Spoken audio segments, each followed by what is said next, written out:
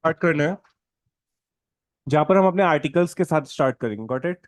So as you know कि हमारे पास पार्ट वन में मेनली आर्टिकल वन से लेकर फोर तक आएंगे।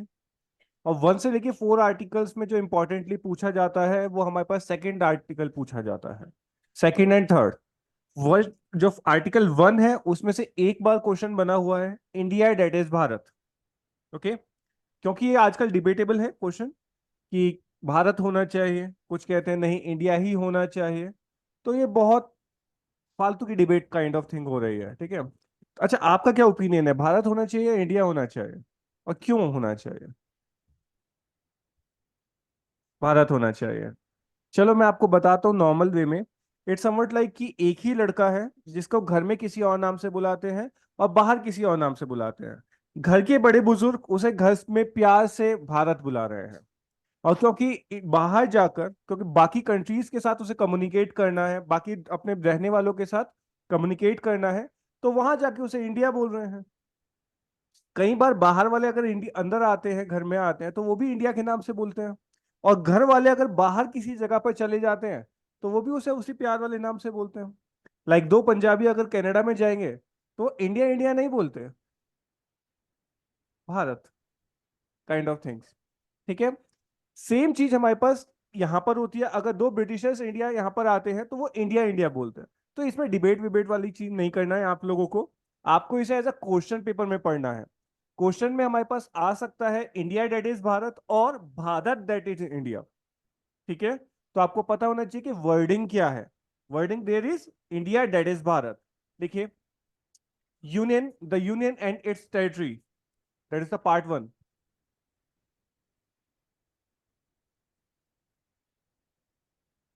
Part one of our constitution, union and its territory. Part 1 of the Constitution comprise four articles. Part 1 of the Constitution comprise four articles concerned with the territory of India. Concerned with the territory of India. Article 1 says that Article 1 says that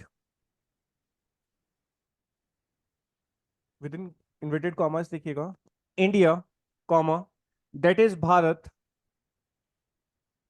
India, comma, that is Bharat, shall be the union of states, shall be the union of states। बंद कर दीजिए उस comma को जो आपने लगाया था।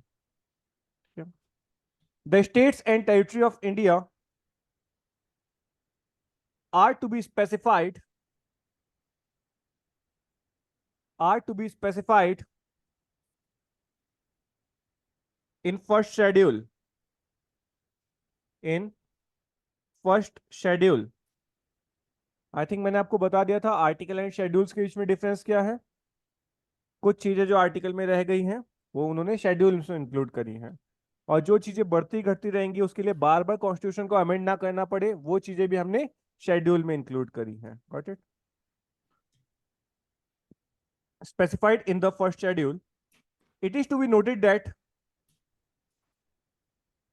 it is to be noted that Union of India is not Union of India is not synonymous with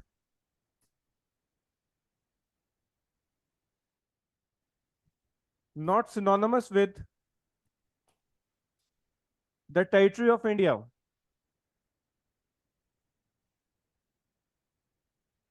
The union includes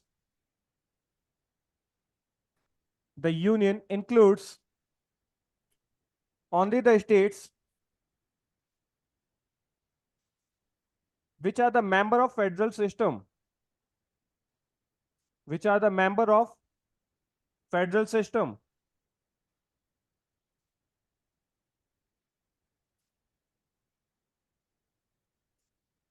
which are the member of federal system and share a distribution of power with the union. with the union and share the power and distribute the distribution of power with the union, while the territory of India, इस underline कीजिएगा, territory of India includes entire area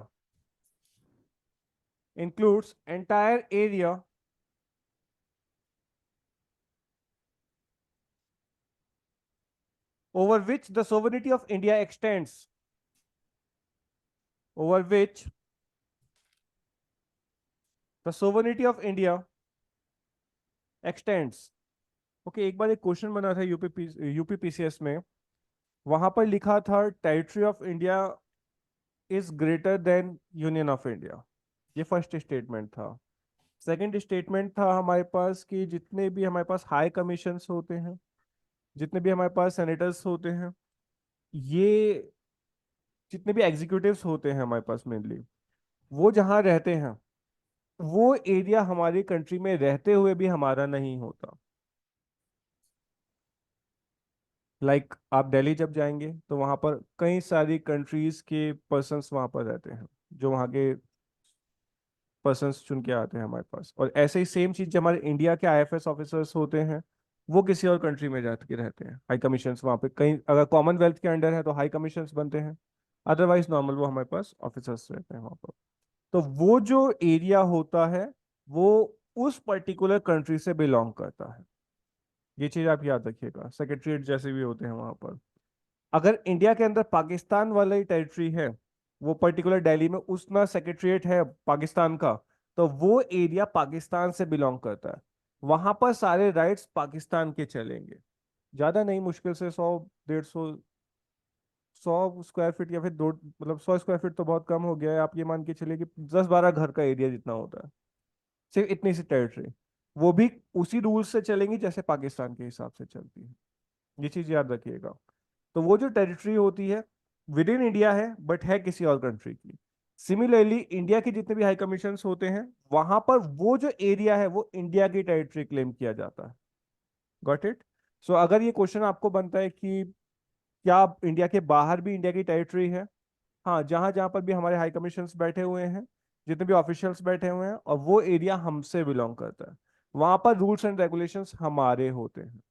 कभी आपने देखा होगा, जो भगौड़े होते हैं उन्हें असाइलम्स मिल जाते हैं, और उस पर्टिकुलर टेरिटरी के अंदर इंडिया वाले नहीं घुसते हैं, क्योंकि वहां पर रूल्स एंड रेगुलेशन उस पर्टिकुलर कंट्री के चल रहे होते हैं। ठीक है, इसके आगे लिखिए। अच्छा, ये लिख लीजिएगा, union is only comprises of states, while territory means UTs भी हमारे पास इसमें इंक्लूड होगा। कोई चीज हमने बाहर से इंक्लूड करी है वो भी हमारे पास इसमें इंक्लूड होगी। हाई कमीशंस भी इसमें इंक्लूड होंगे, और सेक्रेटरीट्स भी इसमें इंक्लूड होंगे।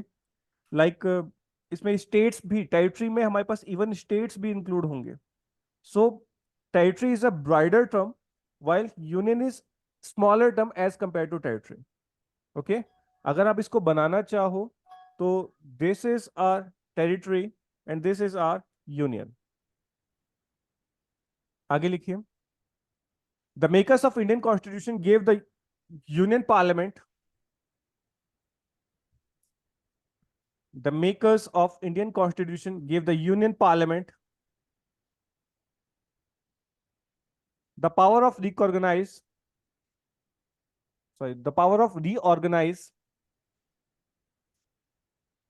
gave the Union Parliament the power to reorganize the states by simple procedure in simple procedure। Underline कीजिएगा, by simple procedure. Next is, इसी में इंक्लूड कीजिए, the original constitution there were in the original constitution there were four categories of states and territories। Again इसे underline कीजिएगा, part 1, part 2, sorry, part A, part B, part C, part D, इस तरीके से दी। There were four categories of states and territories, but since But since the Seventh Amendment Act,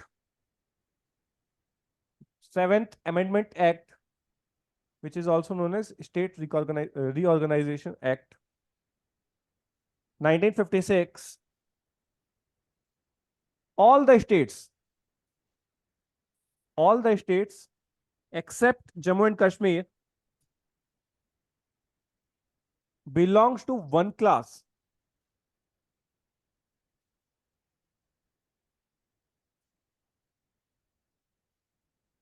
Belongs to one class. Next line लिखिए. As for the administration of certain scheduled areas, as for the administration of certain scheduled areas and tribal areas, scheduled areas and tribal areas within the state, within the states, the provisions are especially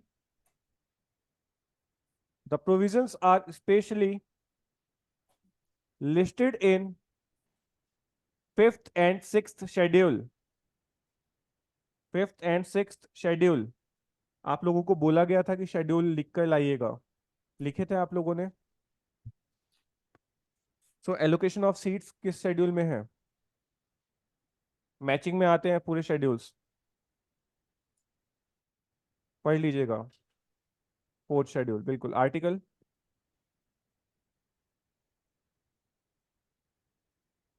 80. Okay. देखो schedules are important. पढ़िएगा. इसलिए मैंने आपको एक side schedule, दूसरी side what was in it, and last में हमारे पास which article belongs to it, ये सारी तरीके से मैंने आपको बना के दिया था. अगर पढ़ा होता तो शायद ये डाउट में आ जाता. आगे लिखिए. आप तो क्लास में रहकर भी क्लास में नहीं होते हो.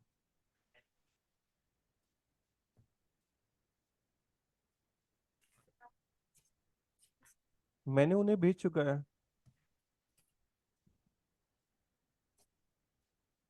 लगता है उनके साथ तुम्हारी दुश्मनी, या वो नहीं चाहते कि तुम्हें थोड़ा सा शेड्यूल्स के बारे में पता चले. कोई नहीं, क्लास के बाद पकड़ लीजिएगा उन्हें और घेर लेना उन्हें. ठीक है. Leave it. लिखिए. Next is okay. तो आपको यहाँ पर एक पता चला कि हमारे पास जो टेरिटरी है होती है वो that is the enhance word, like that is the wider word than the union one. Okay. इसी में हमारे पास जैसे भी स्टेट्स फॉर्मुलेट होते हैं वो चीज हमारे पास शेड्यूल्स में लाइकवाइज नाम लिखे आ जाते हैं. Got it. अब इसको अगर आपको बेटर तरीके से पढ़ना है, लक्ष्मीकांत है, लक्ष्मीकांत में बस इतना ही लिखा हुआ है. क्लास 11th की पॉलिटिकल साइंस की बुक है, उसमें आर्टिकल 1 को लगभग एक पूरे चैप्टर में समझाया हुआ है. एसेंस इतना ही है, सोल इतना ही है, जिससे ज्यादा नहीं पढ़ना. बट दिले इच्छा होती है कई बार, है ना, ज्यादा बात करनी है पॉलिटिकल साइंस से, तो आप एनसीईआरटी तक जा सकते हैं, वो बहुत अच्छे से बताएगी आपको. लिखिए. Reorganisation of states, it was in second article. Okay. Next heading है reorganisation of, sorry reorganisation, not organisation, reorganisation. REORGANISATION. Reorganization of states. So, Article 2nd empower Parliament. Article 2nd empower Parliament to admit into the Union, to admit into the Union or establish new states on such terms and conditions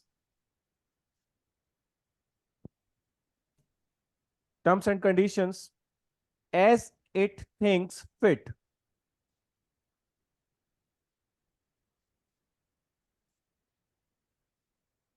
Okay.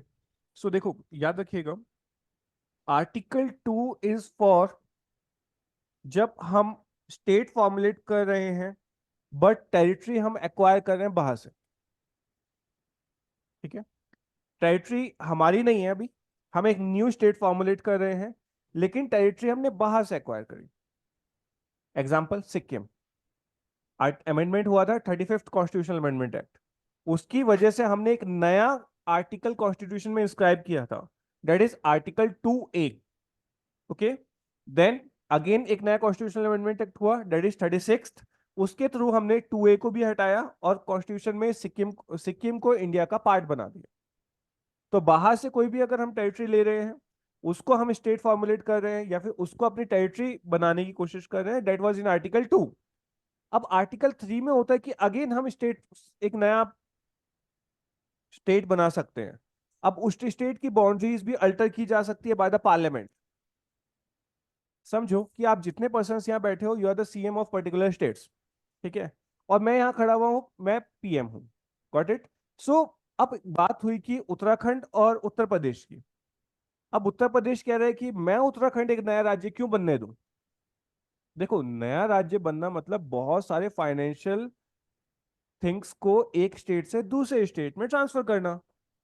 यही तक नहीं बात रुकती, बात यहां पर भी आती है कि नया अगर स्टेट बन रहा है तो वहां पे नए रूल्स एंड रेगुलेशंस बनेंगे, वहां पे न्यू हाईकोर्ट स्टैब्लिश होगी और उसकी टेरिटरी उस एरिया में होगी। और सबसे बड़ी बात, कौन अपनी पावर को डाइल्यूट करना चाहता है? अगर एक सीएम है तो वो जितनी ज्यादा टेरिटरी हो सकती है वहां तक का सीएम बने।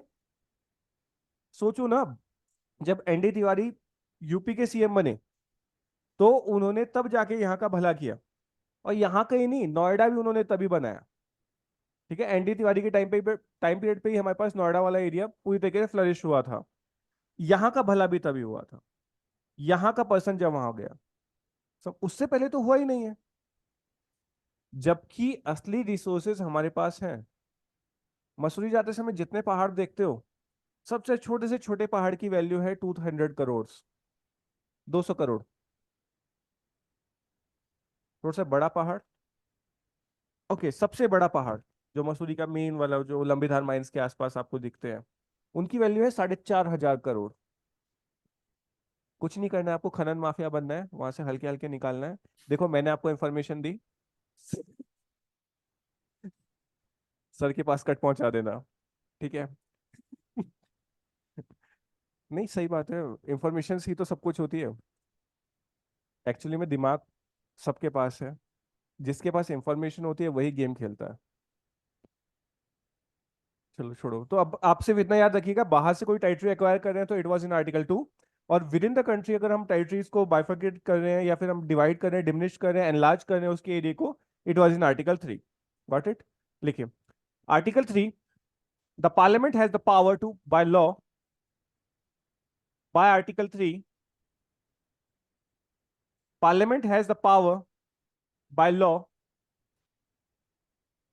to form a new state,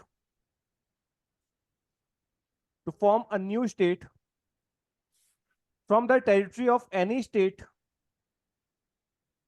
to form a new state from a territory of any state by uniting, by uniting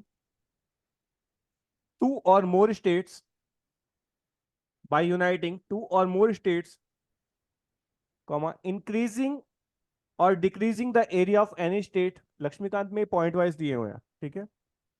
increasing और decreasing the area of state, और alter the boundaries of boundaries or alter the boundaries or the name of any state।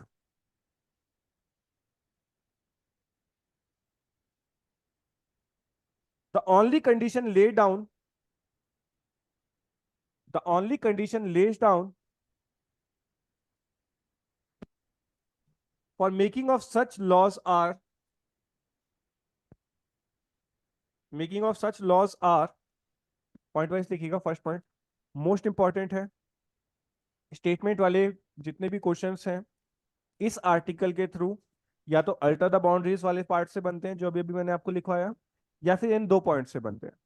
तो state को रिकॉर्गेनाइज करना है, reorganise करना है, तो क्या प्रेसिडेंट को प्रायर इंफॉर्म किया जाना चाहिए? ठीक है। जिस स्टेट को रिऑर्गेनाइज करना है उसको भी करना किया जाना चाहिए। नहीं किया जाना चाहिए? किया तो जाना ही चाहिए ना। अब सोचो, ये यूपी है, ये उत्तराखंड है, उत्तराखंड अभी बने नहीं है। यूपी को हम तोड़ना चाहते हैं दो हिस्सों में। तो यूपी को पता तो होना चाहिए कि भैया अब आप अलग अलग होने वाले हैं। वो बात अलग है कि जो सेंट्रल में गवर्नमेंट बैठी है उसे फर्क नहीं पड़ता ये माने या ना माने, लेकिन कम से कम आपको पता तो होना चाहिए। इवन यही सेम बिल आपकी पार्ले आपके जो हमारे पास स्टेट लेजिस्लेचर है वहां पर भी तो उठाया जाना चाहिए। स्टिल कोई फर्क नहीं पड़ता कि आपकी स्टेट लेजिस्लेचर ने उसे 100 आउट ऑफ 100 वोट से भी ना पास किया हो तो।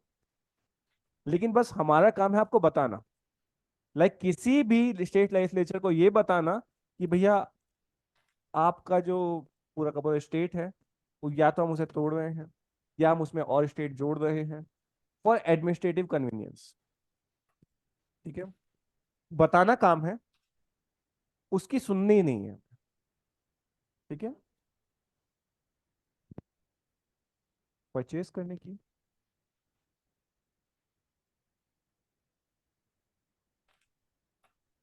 टेंडर छुटते हैं भाई, टेंडर छुटते हैं, टेंडर छुटते हैं। हाँ जी। जैसे अभी यहाँ पर एक विधायक थे, अभी डेथ हुई है, चंदन रामदास, रामदास आए थे, यही नाम था उनका। तो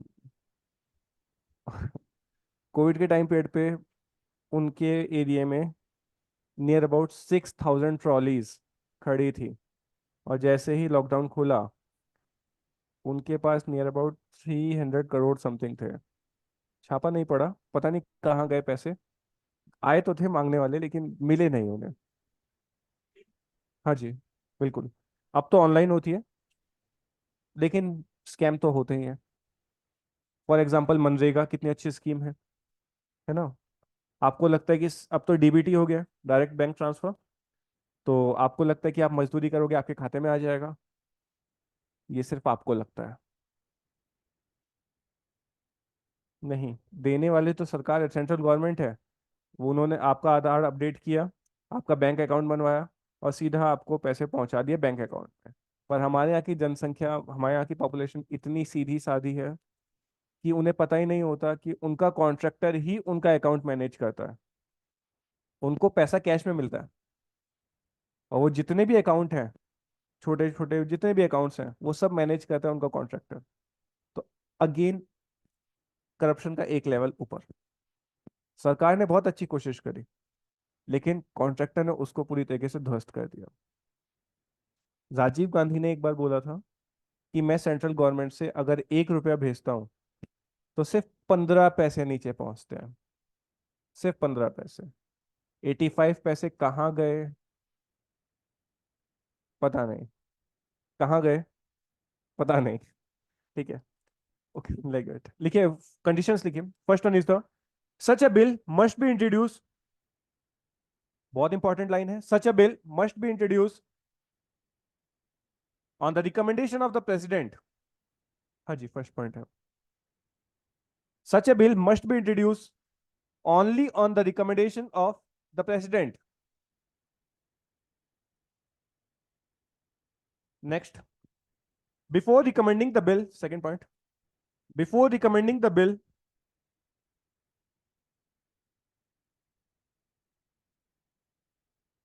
the president is to refer it, before recommending the bill, the president is to refer it to the concerned state,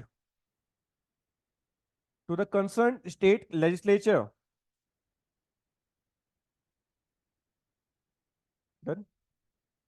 अब थोड़ी हंसने वाली बात भी लिखो इसमें। Which would express its view, which would express its view within a specific period, within a specific period. The president is not,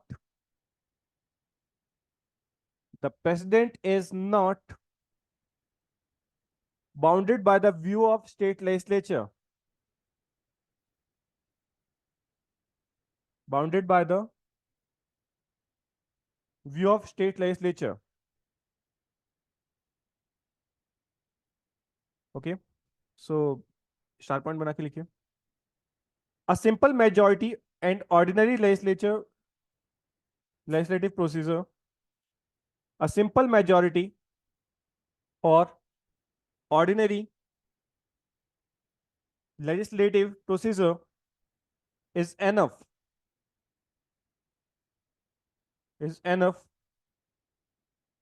for parliament to form a new state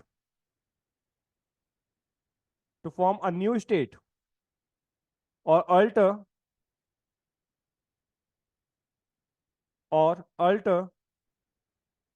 existing state boundaries or alter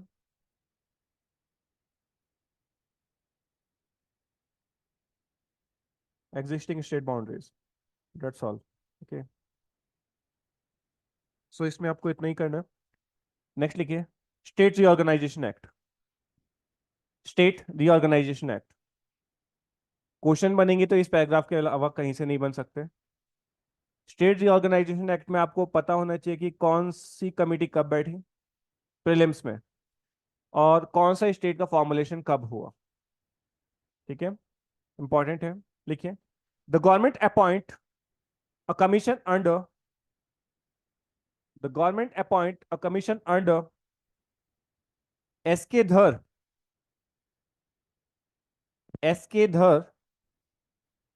to examine the feasibility to examine the feasibility of reorganization of states of reorganization of state on a linguistic basis on a linguistic basis. The SK Dhar Commission preferred the SK Dhar Commission preferred the organization for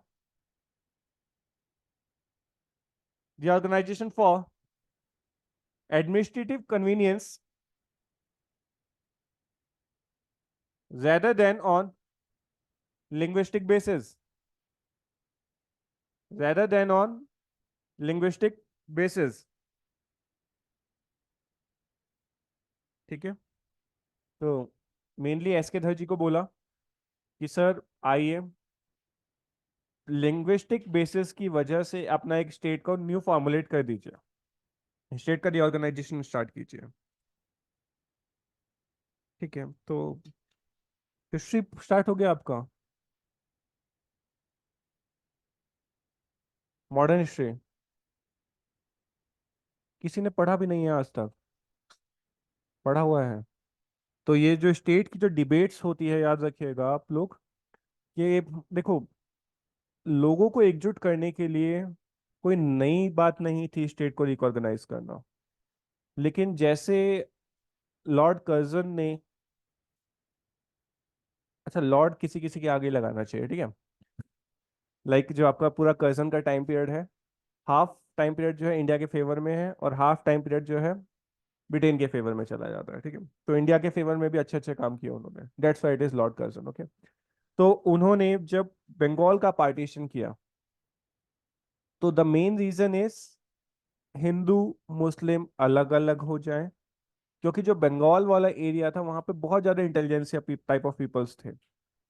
और even आपको मैं बता दूं, जितने भी Nobel prize हुए हैं इस इंडियन सब कॉन्टिनेंट में, मेजरली दाल भात, वो सॉरी मच्छी भात खाने वालों के पास ही हुए हैं, और वो बंगाल वाला एरिया ही है। ठीक है, तो लोग बहुत ज्यादा इनको मानते हैं, kind of things.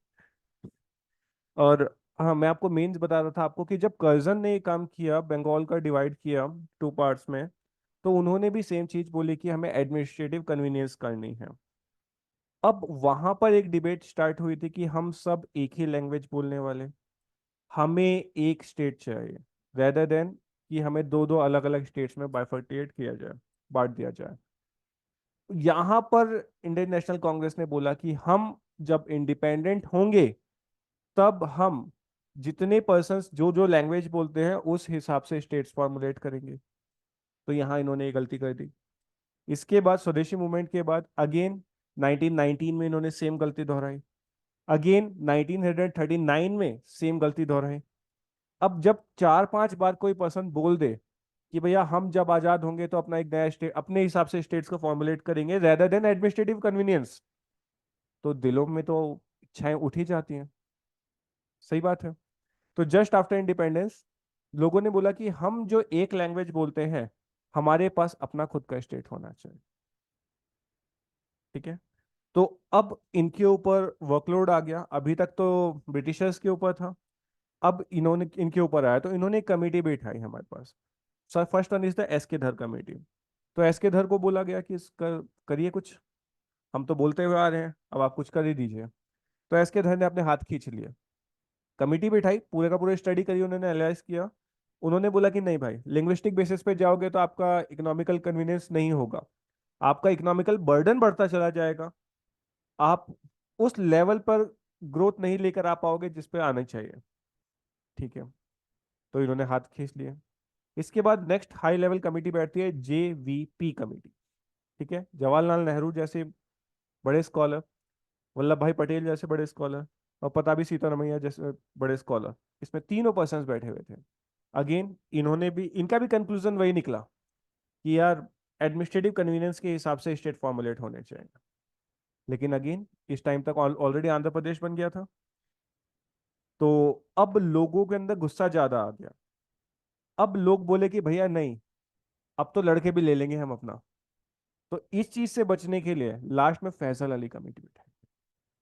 Faizal Ali committee ने बोला कि लिंग्विस्टिक के हिसाब से बनाने बैठोगे तो पता नहीं एक पर्सन ही अपने आप में स्टेट ना बन जाए। हो सकता है मैं नई लैंग्वेज इन्वेंट करूं और पहुंच जाऊं कि भैया स्टेट की लैंग्वेज के हिसाब से बना रहे हो, तो मेरे जो घर वाला एरिया है उसको एक नया स्टेट फॉर्मुलेट कर दो। तो उन्होंने अगेन एडमिनिस्ट्रेटिव कन्वीनियंस को भी रखा, साथ में कल्चरल को भी रखा, और साथ में लिंग्विस्टिक फेरना को भी अपने पास रखा। ये चीज याद रखिएगा। तो कमिटीज की आपको किस हिसाब से पढ़ना है कि लाइक फर्स्ट वन हमारे पास स्वदेशी मूवमेंट में ही लैंग्वेज के हिसाब से डिस्ट्रीब्यूशन होगा, ये बोल दिया था। फिर 1919 में बोल दिया था, 1939 में बोल दिया था। उत्तराखंड का इतिहास जब आप पढ़ते हैं तो 1939 में तो यहाँ आकर बोल दिया था कि उत्तराखंड यूपी से अलग हो जाएगा। ठीक है ना। तो उस हिसाब से आप देखिएगा, अगर क्रोनोलॉजी में लगाने के लिए आए तो आप लगा सकते हैं। ठीक है। नेक्स्ट लिखिए, द धर कमीशन रिपोर्ट। इसी में द धर commission report created much created much resentment. The Dhar Commission report create much resentment and lead to appointment of another and lead to appointment of another linguistic province commission, sorry, linguistic basis committee in December 1948. Linguistic provinces committee in December 1948 to examine the linguistic basis of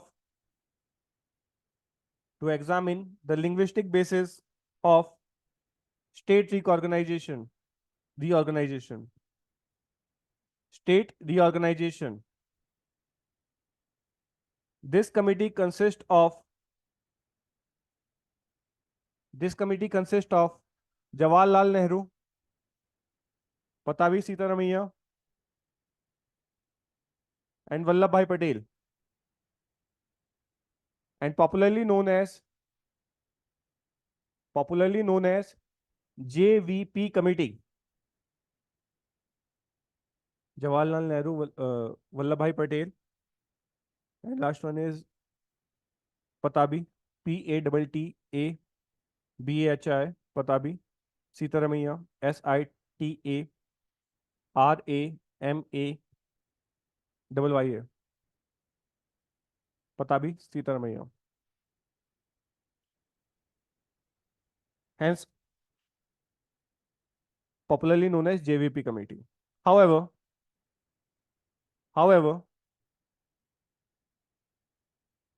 in 1953, the first linguistic state in 1953, the first linguistic state came into beginning was Andhra Pradesh,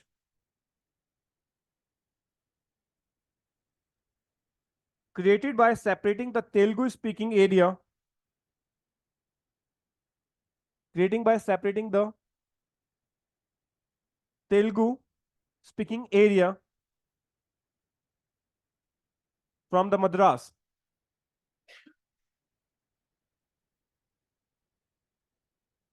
Telugu speaking area from the state of Madras.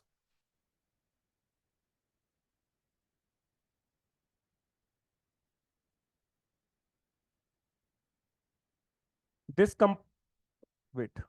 This compile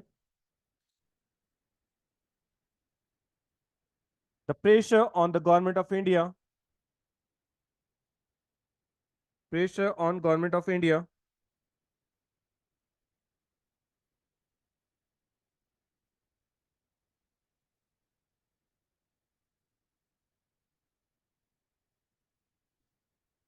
to appoint three-member state reorganization commission, three-member state reorganization commission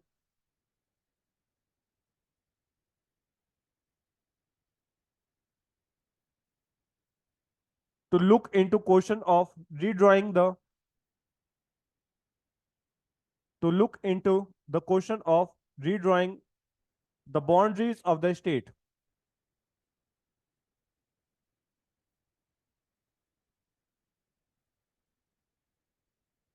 redrawing of the boundary of the state. The commission was chaired by the commission was chaired by Faisal Ali. The commission was chaired by Faisal Ali. So another members are bilkul. And another members are hidden H.N. Kunzru. Another members are H.N. Kunzru, Kunzru, Kunzru, and K.M. Panikar, Panikar.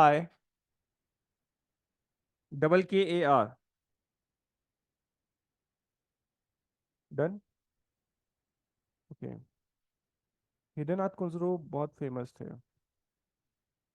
ठीक है, बहुत ज्यादा famous थे।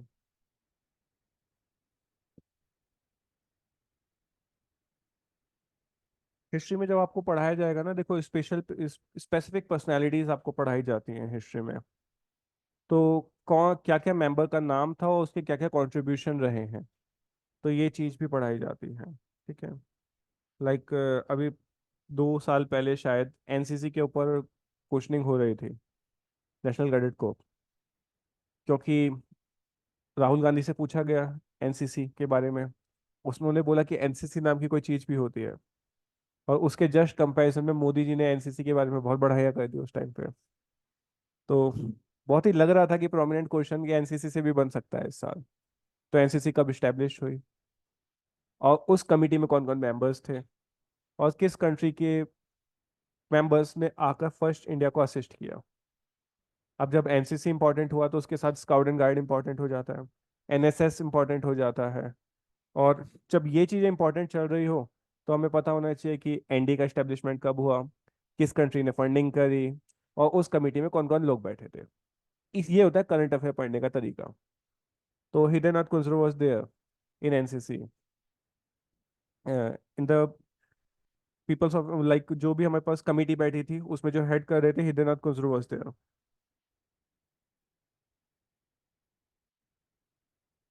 Okay, so आगे लिखिए। चलो इसमें इतना काफी है। अच्छा, चेयर्ड बाय फैजल अली लिख लिया है हमने, that's all.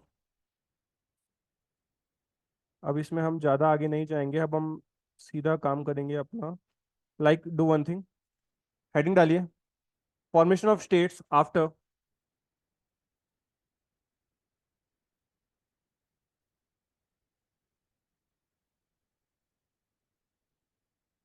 Formation of states after 1950s।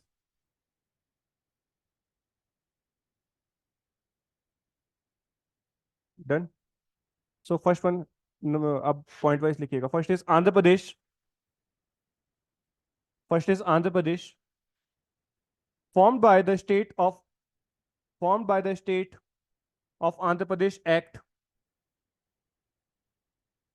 formed by the state of Andhra Pradesh Act 1953, by carving out by carving out some areas of the state of Madras,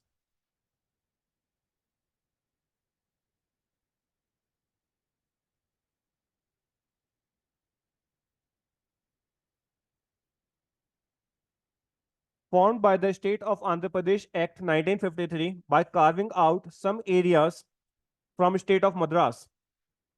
Next one is Kerala,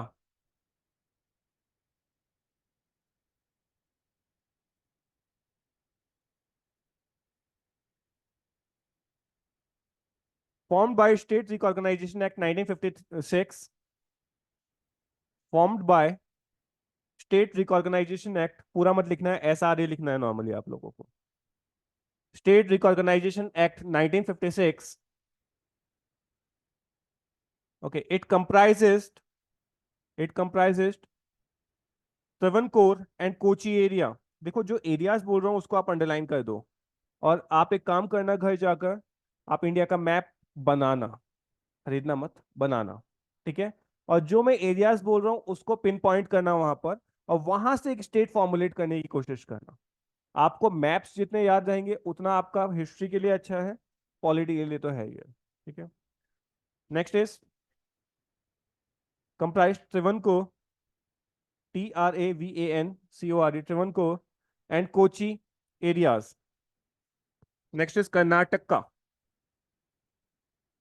Karnataka formed from the princely state of Mysore, formed from the princely state of Mysore by State Reorganization Act 1956,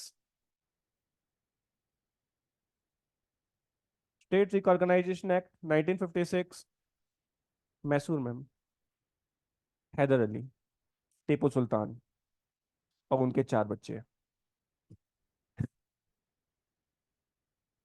Athar वैले से लेके हाथों भेंट चढ़ गए थे। टीपू सुल्तान पढ़ा है? You read about Tipu Sultan? पढ़ा है? ये वही टाइम पीरियड है जब हमारे पास फ्रांसीसी क्रांति चल रही है, फ्रेंच रेवोल्यूशन।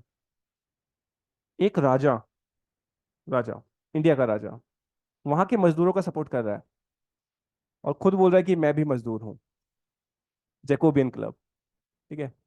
मीन्स में आता है, और इवन वो जो जैकोबियन ट्री है वो अभी भी है मैसूर में। आप जाओगे कभी घूमने, भगवान करे भारत दर्शन मिले आप लोगों को, ठीक है। तो भारत दर्शन में आपको हर जगह दिखाई जाती है,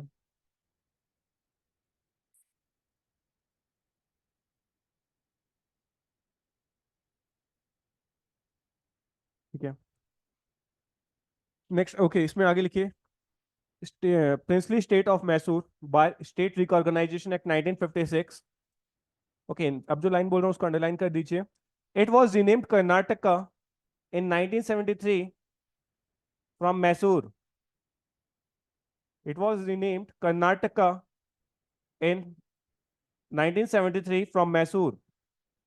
next is Gujarat and Maharashtra, Gujarat and Maharashtra,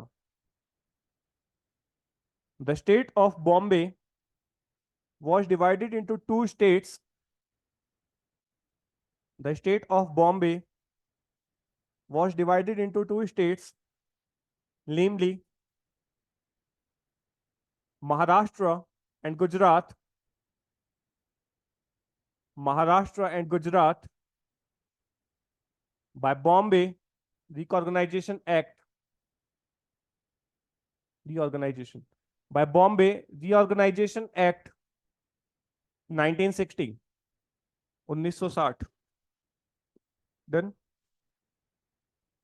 साले सत्ता, सुना है ये वर्ड? सुना है साले सत्ता? नहीं सुना? ठीक है। स्टेट ऑफ सेवन आइलैंड्स, ये भी नहीं सुना? बिल्कुल, हम बात कर रहे हैं मुंबई की। सोचो डाउरी में क्या ही मिल सकता है।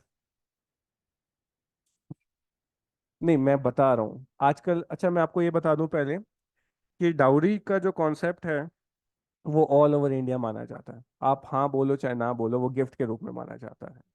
और एक बार आप लोग सेलेक्ट हो जाओ तो बिहार में तो आप लोगों की बोलियां लगती हैं। लिटरली यूपी बिहार में बोलियां लगती हैं। You are like a blank cheque. हाँ, ऑल ओवर इंडिया भाई। ठीक है, पूरी जगह आपका अच्छा खासा बोलियां लग रही होंगी। फॉर्चुनर तो बहुत छोटी चीज है यार। ये सोचो ना, गुड़गांव में बीघों में जमीन मिल जाएगी आपको। आप एक बार आईएएस तो बनो। नहीं भी मिलेगी तो साइन की वैल्यू कितनी कम है। अच्छा, मैं आपको ये बात नहीं बता रहा था, इस बात से अलग हो जाओ आप। ये गलत बात है। इंडिया में अगर 100% पॉपुलेशन है, मेघालय में आपने खासी, जनता, गारो ट्राइब्स पढ़ी हैं। मैपिंग में भी आप बताते हो कि वहां पर सबसे ज्यादा वर्षा वर्षा होती है, स्टिल वहां पर वाटर की स्कैरसिटी है। ठीक है। वो जो ट्राइब्स हैं वो फीमेल्स को सुपीरियर समझती हैं as compare to male. Ancient India में आते हैं, सतवाना डायनेस्टी, अगेन फीमेल्स को सुपीरियर समझती हैं एज कम्पेयर टू मेल। अच्छा, यहां पर क्या होता है, मेल्स जाते हैं फीमेल्स के यहाँ डाउरी लेके। ठीक है। वहां पर वंश तब आगे बढ़ता है जब तुम्हारे यहाँ फीमेल पैदा होते हैं। प्रॉपर्टी के जितने भी डॉक्यूमेंट्स होते हैं वो फीमेल्स के नाम पे होते हैं। और लिटरली जैसे बाकी सोसाइटीज में मेल के साथ होता है, वैसे ही वहां पे फीमेल्स के साथ होता है। समझ रहे हो? वहां पे चौराहे पे खड़े करके भी आरती उतार दी जाती है कई बार मेल्स की। वीडियोस है यूट्यूब पे, आप सर्च करिए आपको मिलेंगी। तो अगर आपको लगता है कि आप गलत जगह पे पैदा हुए हो तो आप वहां जा सकते हो। उनकी कम्युनिटी बहुत वेलकम करती है फीमेल्स का। अगर गर्ल्स भी चाह रही हैं कि गिफ्ट्स मिले अच्छे अच्छे, तो उन ट्राइब्स को ज्वाइन कर सकते हो। और भाई लड़कों, तुम्हारे पास तो कोई ऑप्शन नहीं है। ठीक है, लिखिए next one is Nagaland. Okay, याद रखिएगा जिस हिसाब से सीरीज लिखवाई जा रही है उसी हिसाब से आपको याद करनी है। आपको क्रोनोलॉजिकल ऑर्डर में लगाने के लिए आएंगी ये चीजें। Next one is Nagaland. State of Nagaland act 1962 created the state of Nagaland. 62, 1962 created the state of Nagaland, which was carved out, carved, CRAVED, carved out, निकाला है यूं करके काट के, फ्रॉम असम, फ्रॉम असम। ठीक है। असम से इस बार अगर सब पेपर देने जा रहे हो तो अहोम डायनेस्टी पढ़ के जाइएगा, अहोम किंगडम, क्योंकि इस बार अच्छा खासा कंट्रोवर्सी में है वो। लिखिए आगे, Haryana. It was carved out from state of Punjab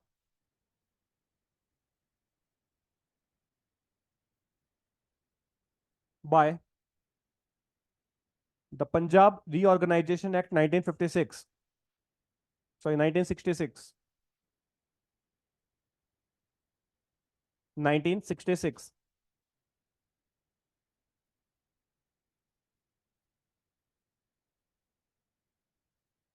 actually Haryana हुआ है कार्व्ड आउट पंजाब से। ठीक है, it was carved out from state of Punjab by Punjab reorganisation act 1966।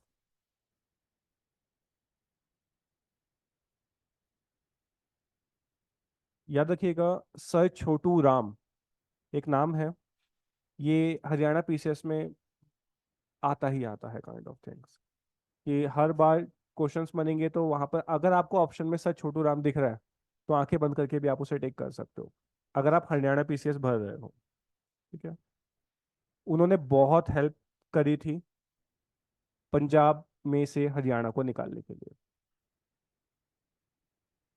Haryana PCS का भी दोगे तो सर छोटू राम को आपको अलग से पढ़ना पड़ेगा। नेक्स्ट लिखिए Himachal Pradesh.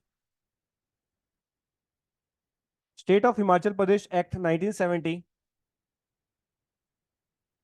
State of Himachal Pradesh act 1970 elevated the union territory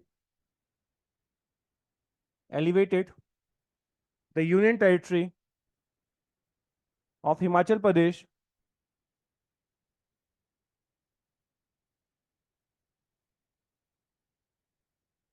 elevated the union territory of Himachal Pradesh to the status of state. Next लिखिए Meghalaya. Meghalaya first carved out first carved out as a sub state within as a sub state within the state of Assam। इस line को underline कीजिए, PCS की favourite line है ये। आपसे पूछा जाता है state with in the state, that is Meghalaya earlier. First carved out as a sub state within the state of Assam by 23rd Constitutional Amendment Act 1969, later in 1971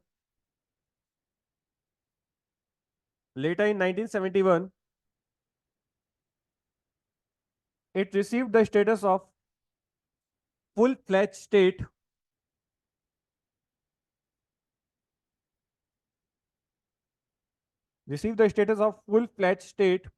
by the Northeastern Area Reorganization Act 1971. Done. Next one is Manipur and Tripura.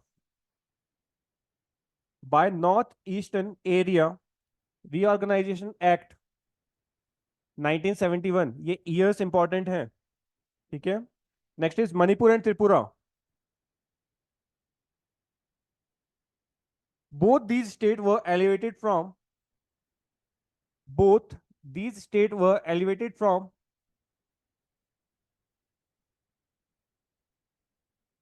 the status of union territory by the Northeastern Area Act 1971. Northeastern Area Act 1971।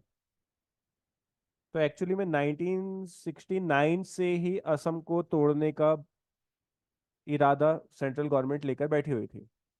तो आप देख रहे हो ये पूरा ही असम था, पूरा north east आपको जो दिख रहा है वो पूरा ही असम था। ओके। तो असम को छोटे छोटे पार्ट्स में डिवाइड किया गया सो डैट कि एडमिनिस्ट्रेटिव कन्वीनियंस वहां पर बेटर हो सके। इवन आज के टाइम पे भी असम बहुत बड़ा है और उसके डिस्प्यूट अभी तक चलते हुए आ रहे हैं।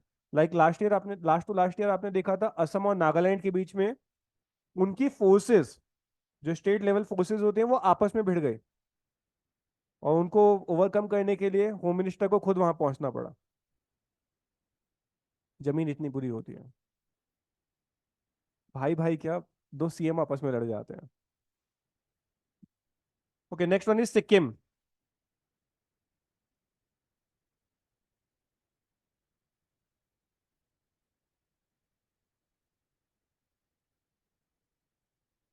Sikkim was given first status of associate state.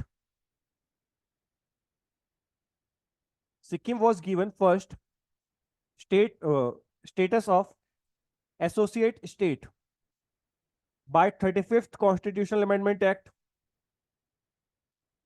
35th Constitutional Amendment Act 1974। कभी ना बीबीसी पे जाना, आज अगर तुम लोगों को टाइम मिले। बीबीसी में डॉक्यूमेंट्री है हमारे पास, सिक्किम को किस तरीके से इंडिया ने एक्वायर किया। तो पढ़िएगा, देखिएगा। और रॉ ने किस, आरएडब्ल्यू ने कितनी हेल्प करी इंडिया को।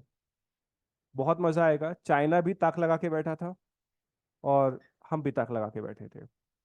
हमने पहले उन्हें बोला कि आप आ जाइए, आपका राजा की गद्दी यहाँ पे राज्य की तरह रहेगी। और बस एक बार आने की देर थी, राजा तो गए। जैसे प्रीवी पर्सेस हटाया इंदिरा गांधी ने, वैसे ही राजा को प्यार से बुलाया और उसको भी हटाया। प्रीवी पर्सेस की कहानी पता है ना आप लोगों को? प्रीवी पर्सेस है क्या?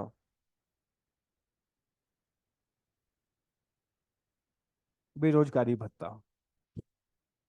बिल्कुल हिंदी में अगर बोला जाए, एक लेमैन की लैंग्वेज में समझाने के लिए, आप लोग काम नहीं कर रहे हो, गवर्नमेंट के पास जाओगे, क्या मांगोगे? बेरोजगारी भत्ता। सिमिलरली पहले स्टेट्स में राजा महाराजा होते हुआ करते थे, वो लोग अच्छा खासा अपना रेवेन्यू से कमाते थे, क्योंकि उनकी टेरिटरी है, उनकी टेरिटरी में कोई आएगा तो रेवेन्यू देना पड़ेगा।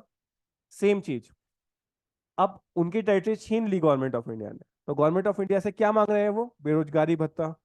अच्छा खासा बेरोजगारी भत्ता मिलता था उन्हें, करोड़ों में। ठीक है। लाइक अगर आपसे बोला जाए, जैसे ब्रिटिशर्स भी बोलते थे ना कि अब आपको एज अ सैलरी मिला करेगी राजा महाराजाओं को। हाँ, और बाद में उनको पेंशन बना देते थे।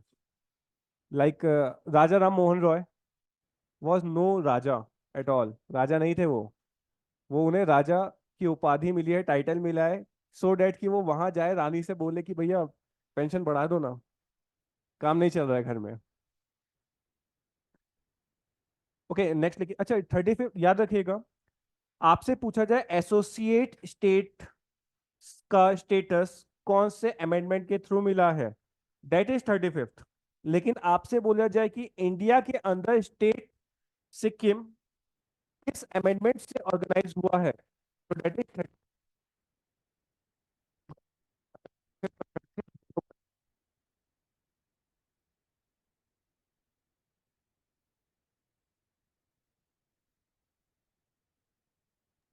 You are not audible.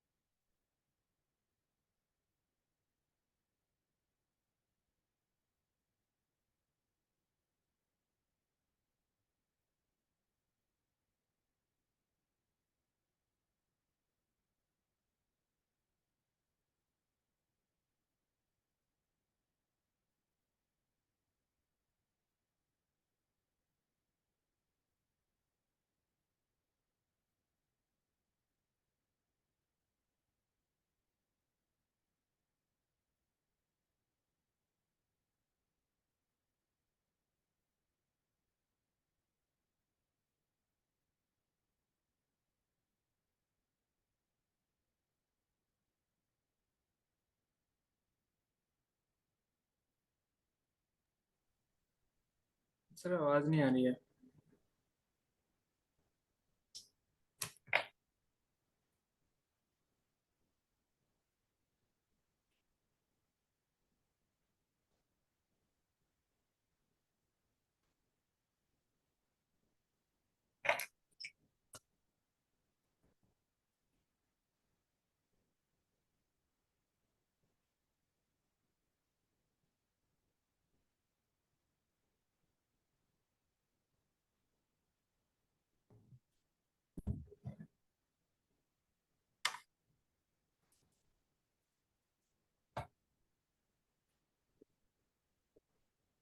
हाँ, उसके बाद आवाज चली गई, आ गई आ गई आ गई।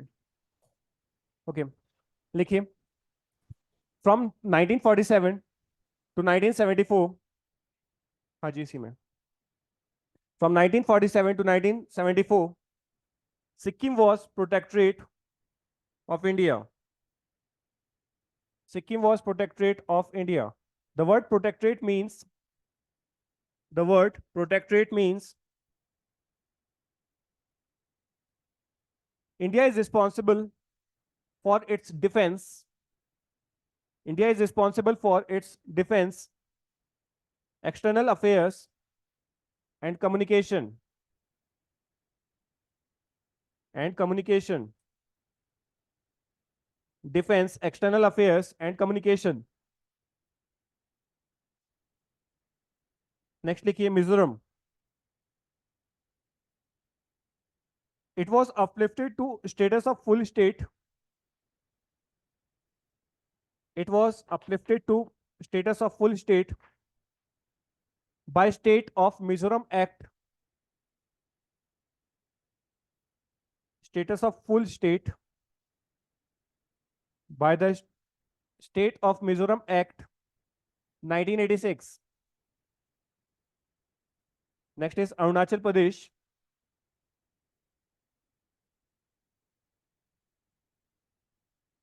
जी हाँ, 1986 जब हमारी एजुकेशन पॉलिसी आई थी राजीव गांधी वाली. नेक्स्ट लिखिए Arunachal Pradesh. It received the status of full state. It received the status of full state by State of Arunachal Pradesh Act 1986. By the State of Arunachal Pradesh Act 1986.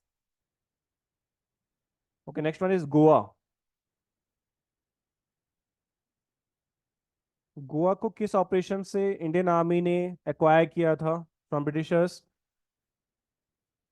Operation विजय. और हैदराबाद को operation पोलो. चलो चीजें याद हैं आप लोगों को. देखिए Goa.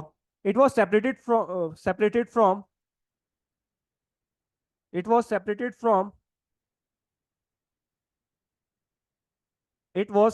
from the Union Territory of Goa, Daman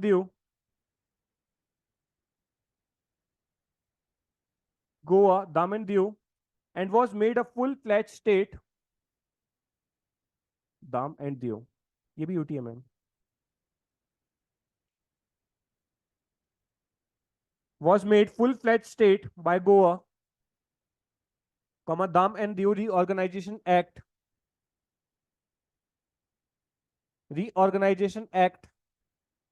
1987. Okay तो गोवा तो उस टाइम पे हमारे पास स्टेट बन गया, बट दामन दियो आज तक हमारे पास यूटी है. ठीक है. Next is Chhattisgarh. Chhattisgarh created as 26th state of India. Created as 26th state of India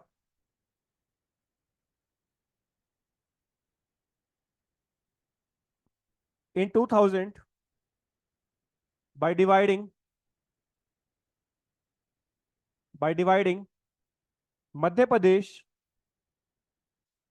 on 1st November 2000. Next is Uttarakhand. Earlier known as Uttaranchal. Okay. It was formed in 2000 by dividing. It was formed in 2000 by dividing Uttar Pradesh on 9th November 2000. On 9th November 2000. And in January 2007,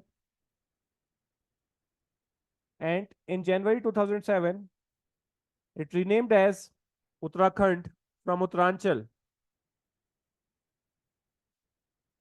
Uttarakhand from Uttaranchal. And it is the 27th state. That time 27. ठीक है. आज के हिसाब से देखा जाए तो 26 के नाम पे हो जाएगा जब तक जम्मू कश्मीर बना. Next is Jharkhand. Jharkhand created in 2000 by dividing Bihar. Creating in 2000 by dividing Bihar on 15th November 2000, 15th November 2000. Done. Next one is Telangana, और आपने तेलंगाना मूवमेंट 1946 मॉडर्न इंडिया में भी पढ़नी है, ठीक है?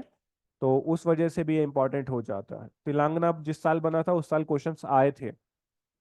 अब क्योंकि ये लास्ट टाइम फॉर्मुलेट हुआ है तो अगेन ये इंपॉर्टेंट हो जाता है। लेकिन created as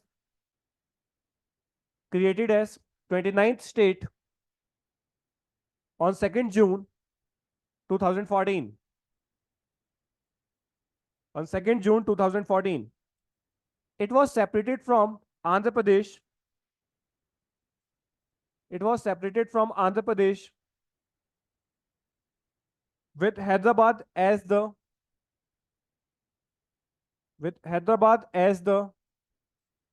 capital of both states. अब चेंज हो चुकी है, ठीक है? ओके, हैदराबाद एक इकलौता ऐसा स्टेट है जहां पर उनकी जुडिशियल कैपिटल अलग है, एडमिनिस्ट्रेटिव कैपिटल अलग है, cultural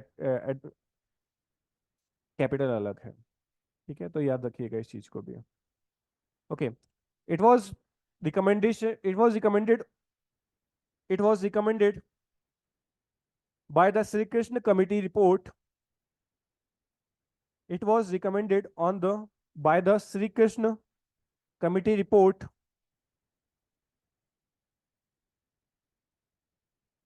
Therefore, the new state Telangana craved out from Andhra Pradesh. Got it? Sri Krishna committee report. Therefore, the new state Telangana craved out from Andhra Pradesh. सो यहां तक map अच्छा था हमारे पास 29 states थे, 7 UTs थी, ठीक है? Then carved out from Andhra Pradesh. यहां तक हमारा मैप बहुत अच्छा था, सारे स्टेट चमक रहे थे। इसके बाद आती है मोदी जी की सेकंड टर्म। दिन आता है 5 अगस्त 2019। हमारा, अच्छा, इससे ना 3 महीने पहले ही, 4 महीने पहले ही मूवमेंट स्टार्ट हो गए थे। सेंट्रल जितने ऑफिसर्स हैं सेंट्रल के, लाइक सीआरपीएफ, सीएपीएफ और इवन इंडियन आर्मी, 4 महीने पहले से मूव कर रहे थे।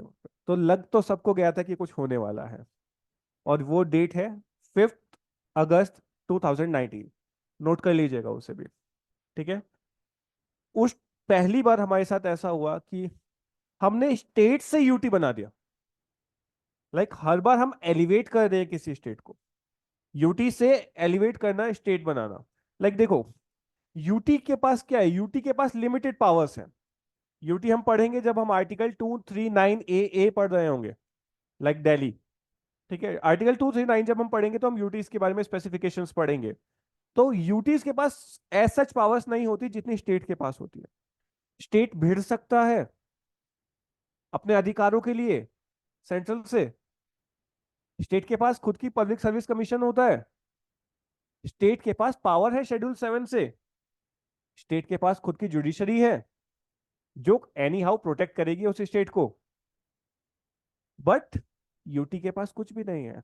यूटी के पास तो खुद का गवर्नर भी नहीं है कई बार। तो यूटी के पास पूरी पावर्स जो है सेंट्रल गवर्नमेंट की होती है, और सेंट्रल गवर्नमेंट अपने ही काम में इतना बिजी होती है कि वो इतना ज्यादा ध्यान नहीं दे पाती। तो गवर्नर ही वहां का राजा होता है। तो किसी स्टेट को यूटी बनाना मतलब उसको डिमिनिश करना। और जम्मू कश्मीर के ऊपर क्वेश्चंस आ सकते हैं। जिस साल, लाइक 2019 में हुआ था, 2020 और 2021 में क्वेश्चंस आए हैं जम्मू कश्मीर के ऊपर। लाइक जिस साल लक्ष्मीकांत से आर्टिकल 370 हटा, लाइक कॉन्स्टिट्यूशन से, लेकिन लक्ष्मीकांत में अच्छा खासा इलेबरेटेड था, उसी साल 370 के ऊपर क्वेश्चंस आए हैं। समझ रहे हो? तो डेट याद रखिएगा, 5 अगस्त 2019, जिसमें हमारे पास लद्दाख अलग किया गया और जम्मू एंड कश्मीर को अलग किया गया। नेक्स्ट लिखिए, नेक्स्ट हेडिंग डालिए नेक्स्ट पेज के साथ, सिटीजनशिप। स्टार्ट करें। इसमें कुछ और नहीं है, जितना मैंने बताया उतना ही आएगा आप लोगों का पेपर में। Next is citizenship. So first of all articles को हम लाइन वाइज लिख लेते हैं सो डैट कि आपको चीजें क्रैम्प होना स्टार्ट हो जाए। अच्छा, आर्टिकल 1, 2, 3, 4 क्रैम्प रहेगा। ठीक है। ठीक है, citizenship. It was in part second of the constitution. It was in part second of the constitution from article from article 5 to 11। 5 to 11 article wise लिखिए। Article 5, citizenship at commencement of constitution। citizenship at commencement of constitution। देखो इसमें आपको dates, कई सारी dates याद रखनी पड़ेंगी। commencement of constitution। Next is article 6। कहीं पे रुक गए, कहीं छूट गए क्या? citizenship at the commencement of constitution।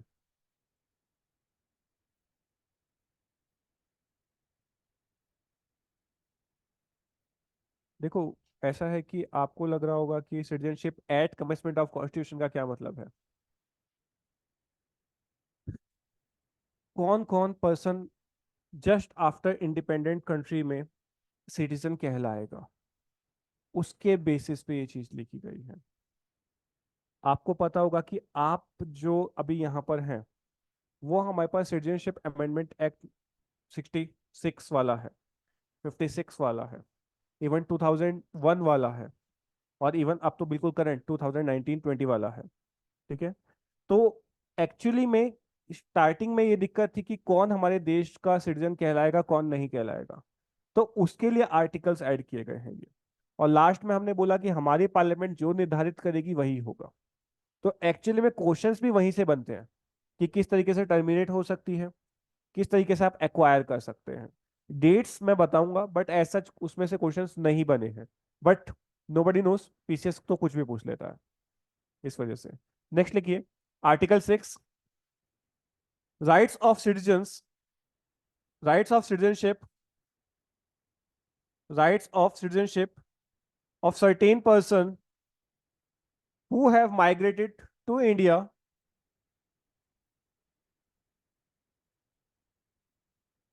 who have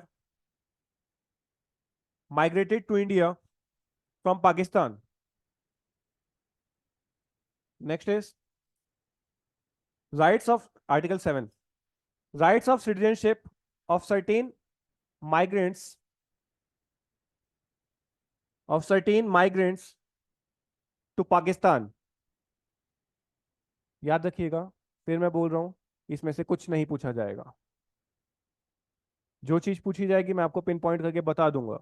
got it? Next is, अच्छा दोबारा सुनिए। Article 7, rights of citizenship of certain migrants to Pakistan. Next is article 8,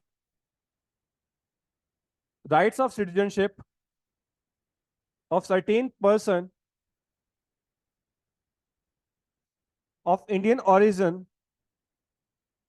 rights of citizenship of certain person of Indian origin residing outside India, residing outside India। Next is Article 9, person voluntarily, persons voluntarily acquiring citizenship of foreign state, acquiring citizenship of a foreign state, not be citizen। Important कर देना, इससे question बनने के chances रहते हैं क्योंकि अक्षय कुमार बार बार limelight में रहते हैं। Person voluntarily acquiring citizenship of foreign state, not be citizens. Done. Next is article 10, continuance of continuance of rights of citizenship, continuance of rights of citizenship next is article 11, parliament to regulate the rights of citizenship, parliaments to regulate the rights of citizenship by law, by law. Parliament to regulate the rights of citizenship by law. तो देखो, अभी तक हमारे पास देश आजाद हो गया है। आजाद होने के बाद अभी तक पता नहीं है कौन आ रहा है कौन नहीं आ रहा है करंट। तो जो आ रहा है हम सबको अपने पास अपने आगोश में रख रहे हैं। लाइक हिंदुस्तानियों का दिल बहुत बड़ा है, जो आएगा हम सब रख लेंगे। देहरादून में देखा जाए तो ये प्रेमनगर वाला एरिया, ये रिफ्यूजीज को दे दिया गया था। दिल्ली में देखा जाए तो ये हमारे पास जितना भी चांदनी चौक वाला एरिया, ये भी अगेन रिफ्यूजीज को दे दिया गया था। हर स्टेट में कहीं ना कहीं ऐसे आज भी आपको प्रॉपर्टी मिलेगी जो उस टाइम पे रिफ्यूजीज को दी गई थी। और ये जो प्रॉपर्टी है ये स्थायी बंदोबस्त परमानेंट सेटलमेंट 1791 के हिसाब से दी गई थी। समझ रहे हो? हम नए देश में 200 साल पुराने कानून को लागू कर रहे थे। ये जो स्टार्टिंग के आर्टिकल्स हैं, लाइक फ्रॉम 5 to 9, मेजरली 8, इसमें स्पेसिफिक डेट्स हैं। कौन पर्सन इंडिया में कब आया सो डैट कि वो इंडिया का सिटीजन कहलाए। फिर है जब वो बंदा, वही सेम पर्सन अगर पाकिस्तान दोबारा चला गया तो कब तक वापस आए सो डैट कि वो इंडिया का सिटीजन कहलाए। फिर है कि वो पर्सन जो अनडिवाइडेड इंडिया में था उसके बच्चे कब तक इंडिया में आएंगे तो वो इंडिया के सिटीजन कहलाएंगे। या फिर जब पार्टीशन हुआ तो अनडिवाइडेड इंडिया में जितने भी पर्सन्स थे वो पर्सन्स खाली इंडिया और पाकिस्तान में नहीं गए, कुछ अफ्रीका चले गए, कुछ ब्रिटेन चले गए, कुछ यूएस चले गए। जब मौत का तांडव होता है तो जहां बचने की जगह मिलती है वहां पहुंच जाते हैं। तो वही उनके साथ हुआ। तो कब तक वापस इंडिया में आए सो डैट कि वो इंडिया के सिटीजन कहलाए। तो इस चीज के साथ में टर्न, ये बहुत ज्यादा टर्नमोइल था। तो इस मॉडस ऑपरेंडी, इस कार्य प्रणाली को समझते हुए 5 साल लग गए। देन हमने सिटीजनशिप अमेंडमेंट एक्ट 1955 रिलीज किया। उसमें बताया गया कि आप कब इंडिया की सिटीजनशिप एक्वायर कर सकते हैं और कौन कौन से केसेस होंगे जब आपकी सिटीजनशिप टर्मिनेट हो। Got it? तो 2-3 लाइन और लिख लीजिए। The constitution of India provides for a single citizenship. The constitution of India provides for a single citizenship.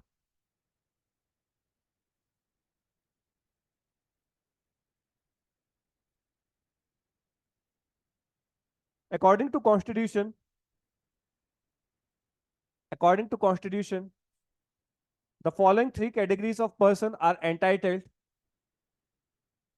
According to constitution, following three type of persons are entitled to acquire citizenship. First one is person domiciled in India. Person domiciled in India. Second is refugees who migrated to India from Pakistan. Refugees who migrated to India from Pakistan. Next, third, Indians living in other countries. Indians living in other countries. Okay, domiciled persons means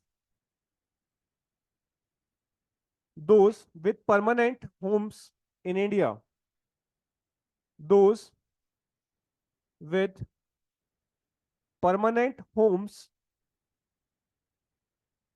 okay, house नहीं बोला है, Holmes बोला है। Like आपके relatives यहाँ India में होने चाहिए। हाउस है तो प्रॉपर्टी है, ठीक है। Homes in India, comma, person born in India, comma, person either of whose parents person either of whose parents were born in Indian territory. person either of whose parents was born in Indian territory, and person and person ordinarily ordinarily residing in India for at least 5 years,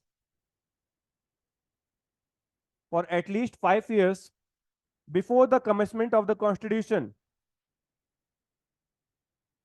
before the commencement of the constitution, provided they had not voluntarily acquired, provided they had not voluntarily acquired the citizenship of some foreign country, the citizenship of some foreign country. Then next hand डालिए। Time हो गया क्या? अभी तो बहुत time बाकी है।